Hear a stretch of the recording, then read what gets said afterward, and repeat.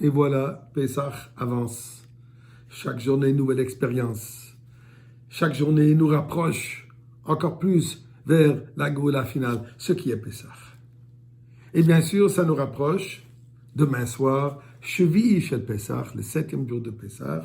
Et pour nous qui sommes toujours encore en exil, nous avons aussi le 8e jour de Pessah, Acharon Shel Pessah, chose qu'en Israël, ils n'ont pas.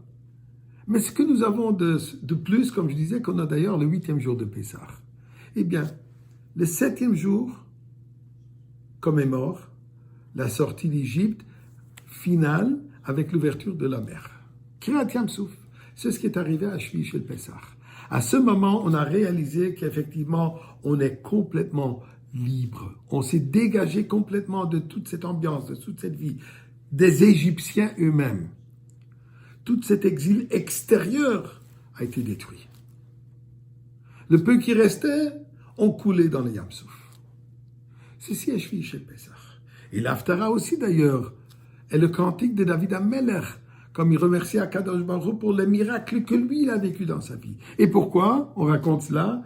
Puisque Shvi'i Shel Pessah est aussi relié à la Géoula finale, et David HaMelech, Mashiach ben David, qui est descendant de roi David, donc on raconte les chants, les cantiques, comme David HaMelech remercie Akadosh Baruch Hu pour les miracles. Dimanche, Acharon Shel Pessah, le dernier jour.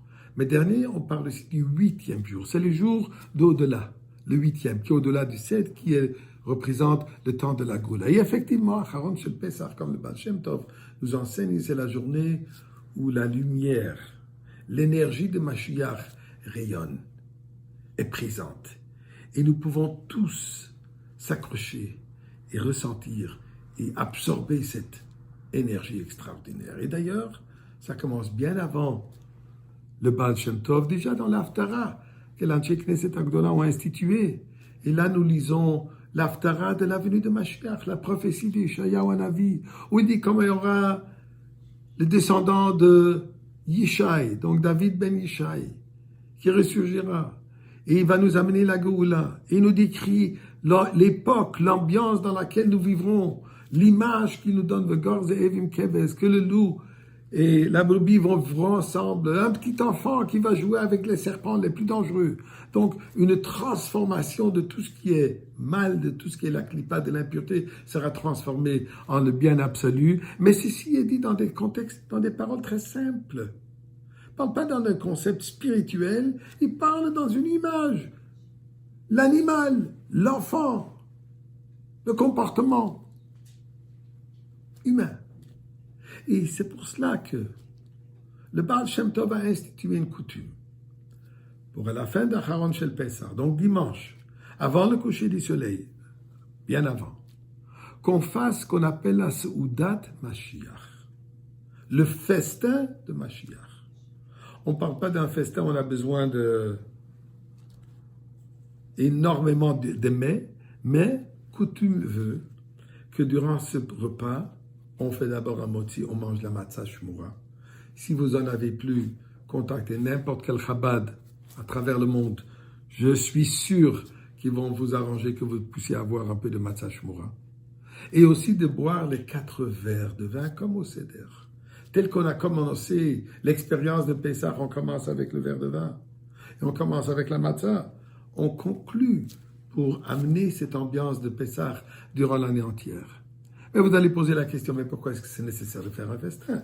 On n'a qu'à étudier, on va lire l'Haftara, on va lire les commentaires, on va étudier les sujets de Mashiach. Eh bien, nous dit le Baal Shem Tov, malheureusement, trop souvent, même si on a l'habitude de dire tous les jours Ani Ma'amin Bemuna Shlema, j'ai la croyance absolue, le 12e Viata Mashiach avec parmi les 13, Yigdal qu'on chante, et toutes les différentes expressions que nous disons et nous chantons pour la venue de Mashiach, mais trop souvent, malheureusement, ça reste dans une idée, ça reste une théorie.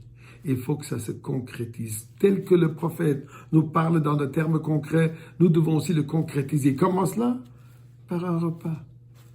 Boire les vins, les 4 verres de Géoula, manger la matzah qui nous rappelle la sortie d'Égypte. C'est de cette manière qu'on intériorise et on concrétise cette Géoula. Vous donnez une petite image. Un jour, j'entends un enfant de 5 ans qui pose la question à son père. Il lui dit, papa, on part en Israël, absolument, avec la venue de Mashiach. Je dis, mais certain.